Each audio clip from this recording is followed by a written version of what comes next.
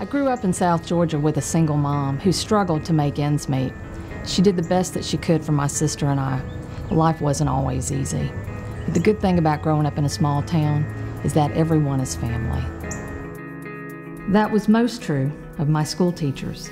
They encouraged me, challenged me, and yes, even corrected me when I got out of line. Sandra Harrison was my kindergarten teacher, and because of teachers like her, I'm here today. She believed in me, and she always made sure I knew it.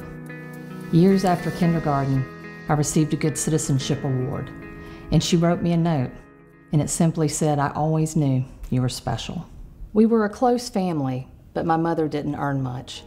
That's why every day after school, I'd take the school bus to my grandparents', and then I'd go next door and I'd sweep up the hair off the beauty shop floor. After that, I got a job at Pizza Inn, and then I worked several minimum wage jobs to put myself through college. I know how hard it is to get ahead on so little, and that's why, as a state senator, I'll fight to raise Georgia's minimum wage to at least $10.10 an hour. But our community should be able to do more. I'll fight to restore local control so that cities like Atlanta and Smyrna can raise the minimum wage higher if voters agree. When my mother was 30 years old, she was diagnosed with stage 4 uterine cancer. She had 2 little kids and no health insurance. She was terrified. By the grace of God, she survived.